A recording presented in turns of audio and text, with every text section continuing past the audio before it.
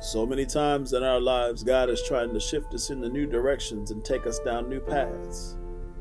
God is shifting things in our faith walks, our spiritual journeys, our relationships, our finances, our communities, our ministries. But in order for the shift to take place, our faith has to poise us in the position where we submit to the will of God and become obedient to His word for our lives. And we say, God, I might not see the road that lies ahead, but I trust you for wherever you're taking me. And I trust that you know the plans you have for me. See, when the shift takes place, your outlook on life, your perspective changes. You don't walk like you used to walk. You don't talk like you used to talk. Your actions, your interactions, your reactions change. The things that used to bother you don't bother you anymore. The things of your past that had control over you no longer have any power, because you're forgetting those things that were behind you, and you're now pressing toward the mark for the prize of the high calling that is in Christ Jesus. When the shift takes place, the things that are weighing you down in your life, you can set them aside and move forward in Christ. When the shift takes place, your faith frees you to fully trust in God, and you can realize that faith really is the substance of things hoped for and the evidence of things not seen. And that's when the shift begins.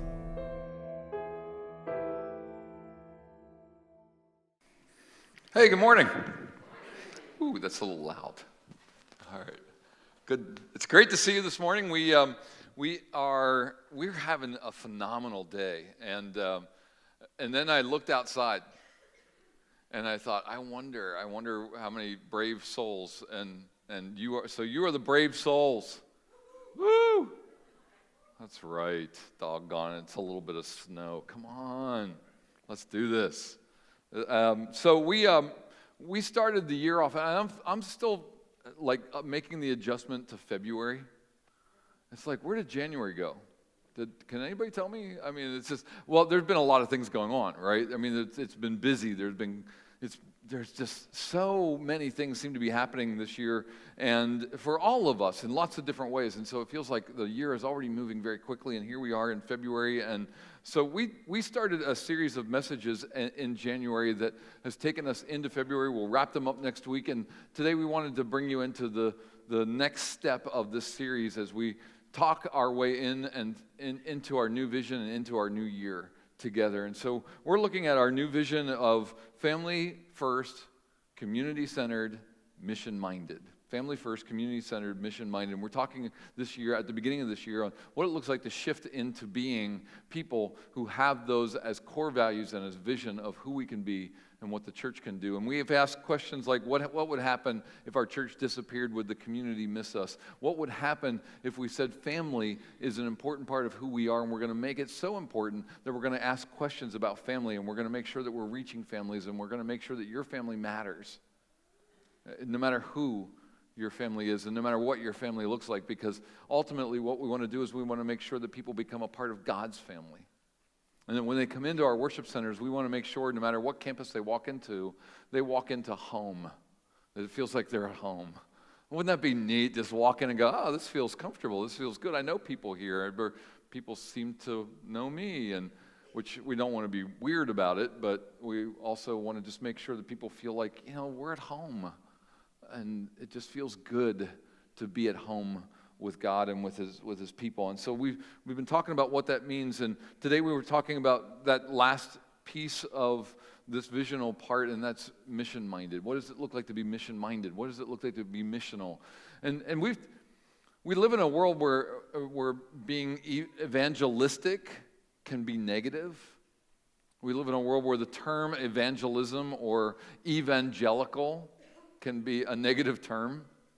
But I want to regain that term for us. I want to make sure that we understand what it looks like and what it sounds like and how we act if we're evangelistic, which basically the word evangelistic means is a person who takes the good news and spreads it into the community around us. And so what does it look like to be evangelistic? Because we are called to do this. You heard Don read from Luke chapter 10 and those first opening verses where Jesus sends out a group of 72 believers. Now you might be asking the question, how does that fit with the 12?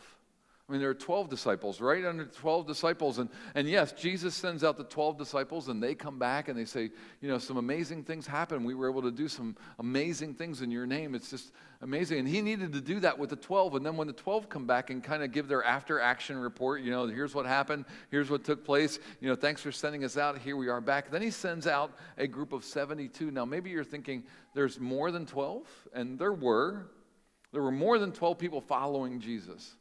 Thank heavens, right? I mean, if only 12 people are following him, we got a problem. But no, there were lots of people following Jesus. There were lots of disciples. And at this point in Luke chapter 10, Luke writes down what he sees. And what he sees is that Jesus is going to send out this group of 72 as an advanced party. Here's what it says. It says that he sends them ahead of him in pairs to all the towns and places that he's planning to visit. In other words, he's kind of sending them out and saying, go tell everybody I'm coming. And in effect, honestly, isn't that what he does with us? He sends us into the world and says, go tell everybody I'm coming. Now, here, it's the first coming. It's the first time Jesus appears in the world. And what he's asked us to do is to tell the world he's coming back. And he wants to use us as his disciples, as his followers, to be the people who tell the rest of the world that he's coming. That he's coming back, that the kingdom is near, and that he's got an important thing for all of us to know. I believe what we see here and what we see and hear in our own lives is this. The reality is this, that Jesus sends everyone. We are all called. Every single one of us is called to share the gospel, to share the good news, to tell other people about Jesus. We're all called to do that. And here's what we do. Instead, what we do is we say, well, that's not my spiritual gift. That's not my strength. I'm not really good at talking to other people. I'm not really good at sharing my faith with other people. Are we sure? Here's what we do. We say, in my house, growing up, when I was a kid, when we got around at family gatherings, we were told that there were two things you never talk about. Maybe that's your house too. You don't talk about politics, you don't talk about religion, right? That's what we were told. And here's what we do. At our house, we talk about both of those openly, a lot, because it's life, right? I mean, because here's what we did. We kind of established ground rules that even if we disagree, we're still family. Even if we disagree, we're still going to love each other. Even if we disagree, we're still going to be in a relationship with each other. And that ground rule has allowed us to have some great conversations around the table in places where we differ from each other in how we understand life and how we do life. And it kind of gave us this thing of a way to say, you know what, we're going to talk. We're going to be people who spread the good news. We're going to be people who talk about this at places in our lives that are important and significant. And I believe Jesus has called every one of us to do just that. Why? Because there are a couple key things. One, he says, because the kingdom is near. This is close. We're close. In his day, it was because Jesus was getting ready to visit their town. The kingdom is near. I'm about ready to come and see you. In our day, it's because the kingdom is near. The Spirit of God is near. It's present in our lives. It's right here. It's tangible. We can reach out. We can know that God exists. We can know that what he does is real. And the other why, for me, why would we tell anybody else about Jesus? It's because I want to make sure they're in heaven. I mean, eternity is what's at stake here, right? Eternal salvation, eternal residence is what's at stake here. Where are you going to spend the rest of your eternity? And that's what's at stake. And because of that, I want to make sure that I'm doing the task that God has called me to, that God has called every believer to, and that's to spread the gospel to the world around us, to tell other people about the good news that we can be saved, we can live in eternity in heaven, we can be God's people, we can enjoy it here and now, and we can have it for an eternity. I want everybody to know that. Because I think the alternative is hell. I believe in reading this book that there is an alternative to heaven. It's being locked out. It's being told you can't come in. It's being told you didn't have a relationship with me then. I don't have a relationship with you now. There is this kind of line drawn in the sand. And I believe that Jesus, sending out his disciples, sending out the 72, says, I want everybody to know. I want everybody in heaven. I want everybody. Go get them. And then he sends us. Us. You, me, and here's what we do. We may have heard it. I wonder if Luke just omitted the grumbling from the 72. You know, the kind of grumbling that we hear. Well, I'm not good enough. I don't know enough of the Bible. I don't know enough about Jesus. I'm fairly new at this. I don't know if I know how to speak to people. I don't know if I'm good enough. Did the 72 say that? I wonder if we just don't get that written down, because the reality is that's what we all say, isn't it? I don't know. I don't know if I live a life worthy of telling somebody else about Jesus. And the truth of the matter is, nobody does. The 72 were not perfect, right? I mean, nobody's perfect except Jesus, so it eliminates the fact that the 72 could have been perfect. They can't be perfect, so they didn't know better. They just were sent. And in being sent, they decided to go. They submitted to the call of Jesus to go into the world and tell somebody else about him. And I believe because they weren't perfect, it becomes an example for us. Because we can come up with all kinds of excuses why we don't want to tell somebody else about Jesus. Can't we? We're pretty good at that. Well, I took my spiritual gift inventory and I don't rate really high in the area of missions. That's okay. You still got to tell somebody about Jesus. Because the alternative is what's at stake. The alternative to heaven, the alternative to Jesus is eternal life. With Jesus or without him. And so our task is to figure out how to do this in our own lives. How are we going to bring Jesus into the world? Because we have been called to spread the good news as people who believe that there is a kingdom of God alive and well in the world. That we are stepping into this kingdom and that we are supposed to live it out with everybody else around us. And so how are we going to do that? I think the first thing that we do, I think the first step we have to take is we take a look at the situations that we're already in. Where am I at already? How can I live into this in the way, in the place that I work, in the way that I live, in my family structure? In effect, what God is saying is, what are the relationships that you already have built? Because relationships are what are important. It says very clearly to these disciples, these 72, go and live with these people for a while. Go eat where they eat, sit down where they sit down, live in their homes with them. Go and just build relationships. It would be really easy. It would be really easy if I said to you, go and talk to a complete stranger that you will never see ever again. And tell that complete stranger about Jesus. And you'd probably be saying, well, you know what? If I don't know them and they don't know me and I'll never see them again, I could probably tell them. Sure. I'll just walk in their life and say, you need to know Jesus. Which unfortunately is what we do, right? We're just like, you need to know Jesus. And then we walk away. And it's like, okay, I did my thing, right? But what this passage is saying very clearly is live in the town, eat with the people, and get to know them. Build a relationship. Because relationships are what's going to make a difference. Somebody you know right now needs Jesus. You know somebody right now. If I ask you to close your eyes and think for a minute, who in my own life needs to know Jesus right now? You could probably come up with one person, right? You might be able to come up with a handful of people who need to know Jesus. Some of them might be right within your own family. Some of them might be at work. Some of them might be at the places where you hang out. Some of them might be friendships you have. But how are you going to reach people for Jesus if you don't have a relationship with them? I think Jesus calls us first to the people we have a relationship with. Calls us to be missional right there. I mean, he might ask you someday to go all the way to Africa, but maybe not. So what does mission life look like for all of us? Well, the reality is it looks like our relationships. God places us in those relationships and says, what are you going to do for me right where you're at? So, I have a friend of mine in the church. He comes to one of the services and here at the Colonial Park campus, and he and I have been sitting and talking on a weekly basis. We get together every week, once a week, for an hour, once a week, and we talk, and there have been some things that we've talked through, and recently I said, I just need to give you some permission. I need you to give permission. I need to give you permission to question me when you hear me say something or see me doing something, I just want to give you permission to like step back at me, right?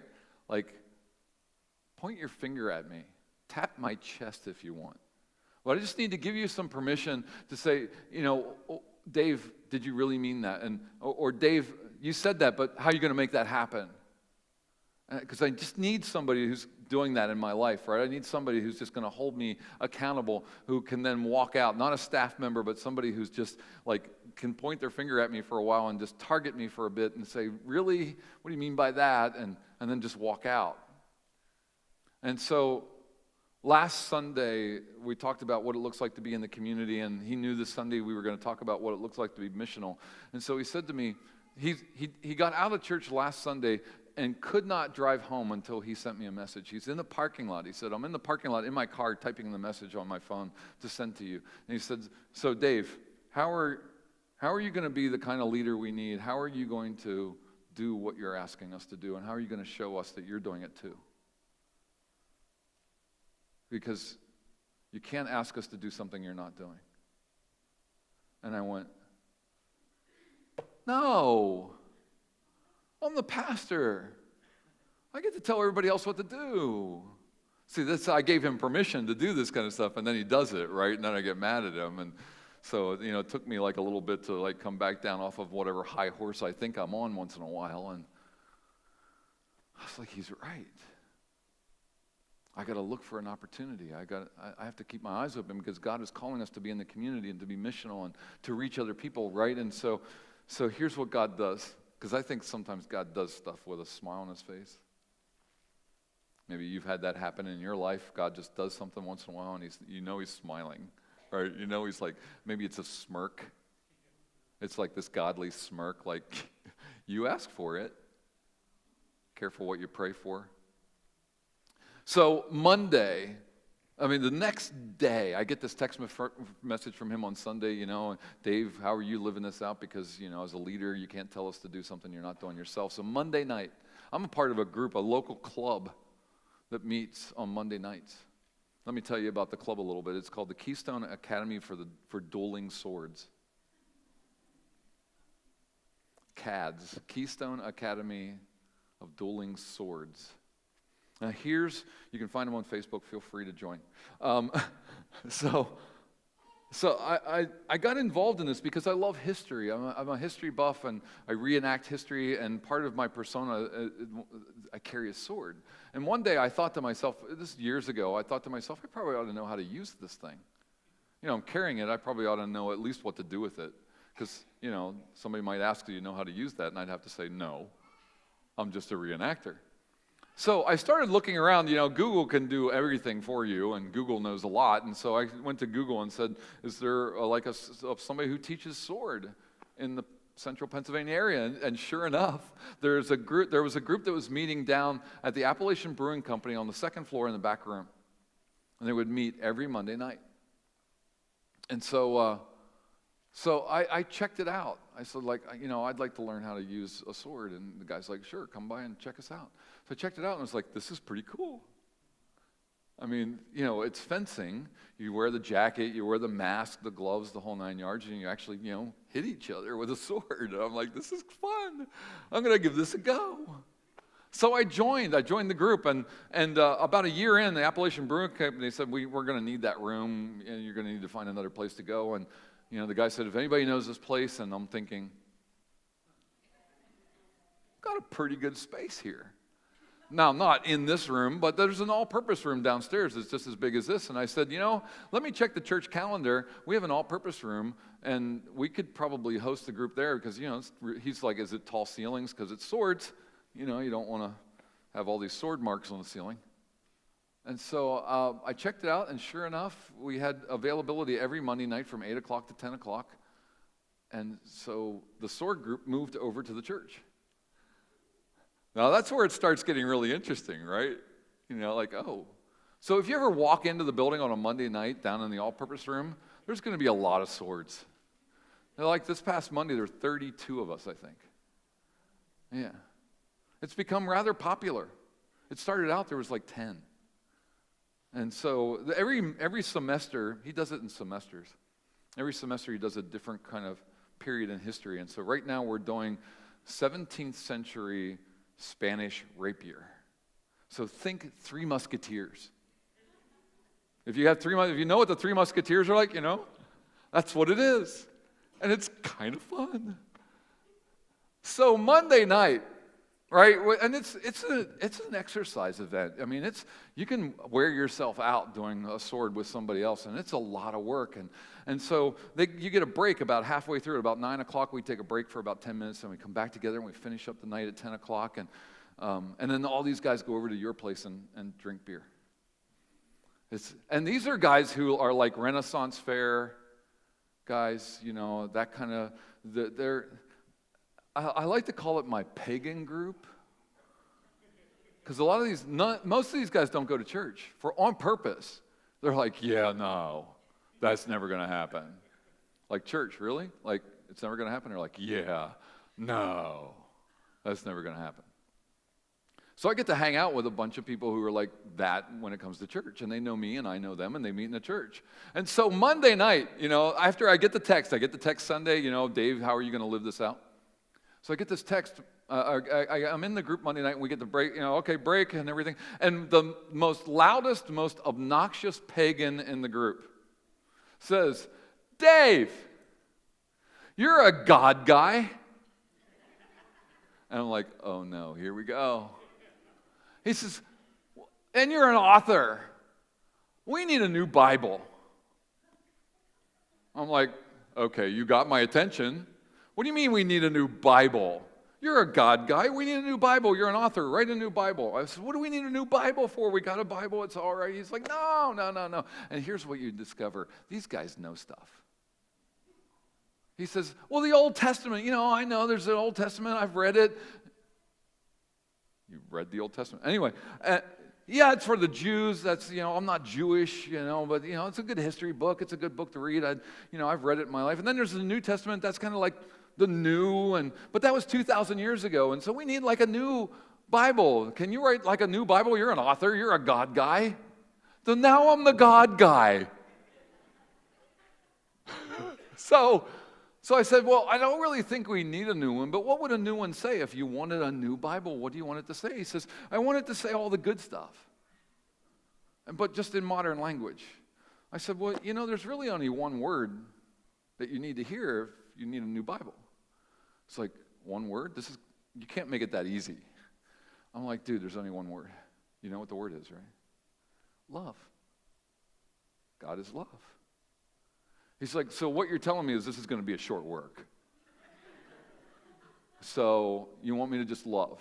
You got to tell me a little bit more because I got to know how to love. I said, I understand. I said, so how about love one another and don't be a jerk? He thinks for a second. He's like, works for me. He's just bigger than life, this bigger than life guy. Works for me. So the God guy says, there's a new Bible. The new Bible says, love one another and don't be and he used a different word than jerk.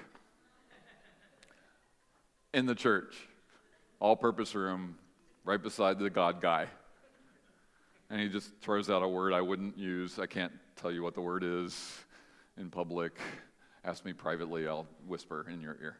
So he says, so we got a new Bible, love one another, don't be a jerk. And the room goes, yay, God guy. I was like, Lord, what are you doing? Halfway through the second session of the night, this guy says, well, Jesus must be in the room because I'm not getting a hit all night long. Like, Jesus cares. If somebody hits you with a sword, it's got a big rubber tip on it. It doesn't matter. And at the end of the night, somebody else says, well, you can tell Jesus is in the room tonight. None of us killed each other. You got a big rubber tip on the end. Don't take the tip off or you will kill each other. It's not good. But, it's like all that. So I said, oh, wait. Now, look, guys, if we're going to start talking about God and Jesus, I'm going to start taking attendance and counting this as Sunday morning worship. I'm going to add to our numbers. And they were like, well, we thought you were doing that anyway. It's like, no, but if we're going to keep talking about Jesus every Monday night, you guys are going to become like a part of the church. They're like, yeah, whatever. Door open. Do you hear what just happened? Not because I'm Pastor Dave, because most of them really could care less. As a matter of fact, they would run the opposite direction if I came on as Pastor Dave. No, I'm just a God guy. And that's the relationship I have with this group. And I think there's a couple key things that Jesus points out about that relationship that make all the difference. Look at the first one. The first one is this, and if you've been filling in your teaching notes, here's this next one. I think the bottom line is that if you're going to do this, you got to care for people. You got to care for others. You got to make sure people know you care. It's one of the things that has been the hallmark of my relationship with these guys is I've had them over to my house. There was one night that we couldn't do the meeting here, so I said, well, let's just all go over to my house. I live like a mile from here. Let's just go over to my house. And it was a summer evening, so we all just hung out in the yard and played. The neighbors were freaked out. Like 20 guys show up in my backyard and start pulling swords out of these sword bags, and they're all like putting suits and masks on and start hitting each other with swords. My neighbors are like, oh gosh, and he's the pastor. But they got to know you care. I mean, so many people in the world know what the church is against. But do they really know what we're for? Do we really know that we care? And that we're hoping the best? And we're hoping for eternity? And we're hoping for great things? Do they know what you're for? That you're for them? That you're for the fact that Jesus died for them and you want them to know? And here it says, very clearly, it says, heal the sick and tell them the kingdom of God is near. Enter a town, and if you enter a town and it welcomes you, eat whatever's set before you and heal them and talk to them and live with them and just be among them. I mean, some of us are thinking, oh, missional work. Man, I don't want to do mission work. Mission-minded, what does that mean? It means having a relationship with people, showing them you care, and then looking for the opportunity to tell them the good news of Jesus. Just looking for the opportunity to tell others your story of Jesus. You see, ultimately the good news for most people is hearing it from you and what it did in your life. It changed your life, didn't it? That's why you're here this morning. That's why you got in the car and went, oh, it's snowing, let's go to church anyway. Because there's something about this that matters. It made a difference in your life. And you have a story that you need to tell when it comes to the good news. And people need to hear that story from you. Because maybe, just maybe, your story about Jesus will change somebody's life. So we're going to do this on purpose. We're going to do missional work and become missional on purpose. And here's where we're going, and here's what I've written up for us to do. We're going to put a team of people together who are committed to missions in some way or another. Maybe they've just been on a mission trip. Maybe they've just had a heart for this idea of being missional. And so we're going to put a team of people together, and we're going to let that team start talking about what it looks like for us to be a missional church. And what I've asked them to do, what I'm going to be asking this team to do, is to do one of several things. And so let me just tell you a few of the things that they're going to be doing. One, they're going to drive our mission work and our mission events together as a church.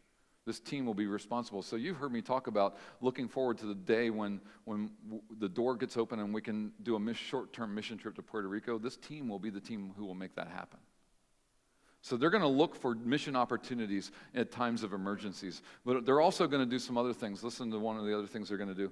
They're going to find and create a connection between us and a local mission. It could be Habitat for Humanity. It could be something else here in the greater Harrisburg area. But I want to identify a local mission that we're partnering together with. And this team will find and create that partnership so that we can have a relationship with a mission organization locally here in the Harrisburg area. And it may end up being more than just one. Secondly, they're going to find a nationwide mission that needs done and needs accomplished so that we can invest ourselves in something that's going on nationally. Because I believe not only should we do something locally, we should do something nationally. And they will also have a connection with our global mission in Sierra Leone. So local, national, global, right? And they will identify a national mission organization that we can work with and a place where we can go every year for the next 5 years so that we can see the needle move, that we can see progress happen as we invest our lives into a mission place. So that we're not just going in, doing something, leaving, and hoping that everything's going to be okay when we're gone. That we actually have a relationship built with some place so that we can go there multiple times throughout the year. And one of their next jobs is to create multiple mission trips throughout the year that fit and work with people's lives. So they will be doing short-term trips that include anything from 2 to 3 days to long 4-day weekends to week-long trips where you take a week of vacation and you go somewhere and work as a missionary in some place for a week. So that's short term. They'll do midterm trips, which can be anywhere from 2 weeks to a month, where you take enough time to actually go in and do something in a long enough time period where it makes a difference. And there are those opportunities that may arise for us. And so we'll take a look at short term and midterm, and then we'll take a look at long-term mission work, which could be anywhere from a month to 3 months. Where somebody says, I'm going to take my entire summer and I want to go somewhere and do mission work. And we've had people in our congregation do exactly that. We've had young people who have joined together with mission organizations and spent their entire summers working for mission organizations, like Team Effort or someplace like that. My daughter's one of them who did that for an entire summer. So we want to create more of those opportunities, but we're not going to stop there. We want to create internships, missional internships, where we can make sure that people are either coming here and working with us as a missionary, or we're sending people from here out. Sorry, the candle just went out and I just noticed. Sorry. So we're sending people out in mission internships so that they're working together with mission teams or mission organizations and they're investing. We'd really love to send somebody into our sister church in Sierra Leone for 4 weeks to 6 weeks and just let them live there. We'll set them up, we'll take care of them, we'll make sure they've got everything they need, we'll make sure they have housing, we'll make sure they have safety and protection. As it says here, we'll try to send people out in twos and pairs. And we want to do missional internships. Because I believe if we start doing mission work like we're supposed to, people will get excited about it and want to do more. And then lastly, one of the last things they're going to do is they're going to create a system for somebody who's sitting in the seat who falls in love with missional work and says, you know what, I'm thinking maybe I should do this for the rest of my life. Maybe I should do this as a living, as a way to live my life. And so I want them to create a track, a way for people to make the step from sitting in a seat to being a full-time missionary somewhere in the world, whether it's local or whether it's global. I want them to create a track and a system of steps and evaluative questions and all that kind of stuff that can help somebody move into being a full-time missionary. Because I believe there are people who would love to be a full-time missionary, they just don't know how. And I also believe that there are people who are so scared by it that they just don't think about it. And I want to create a system where they can step in and evaluate the call to being a missionary and then step into missional life. No matter where, no matter what. Because I believe God is going to call people to become missionaries. I believe the world needs to hear the gospel of Jesus Christ. And I believe that there's nothing more that Jesus wants than a person who would be willing to be one of the 72 in our generation. So we're going to do this on purpose. Amen? We're going to take this seriously. And if you're interested in being part of that, please let me know. You can do it with a communication card, that piece that tears off. You can say, Dave, write my name down for the mission team. Or you can send me an email. Or let me know somehow. Write it on a piece of paper and just put it in my hand. Whatever. I want to make sure that we're moving the needle on the kingdom of God in this world. Because when I stand before the Father, I want Jesus to say, well done. Good job. There's some people here in heaven because of you. Some people here who know me because of what you did. I want to hear that. I believe he would love nothing more than to say that to each one of us in this room today and for an eternity.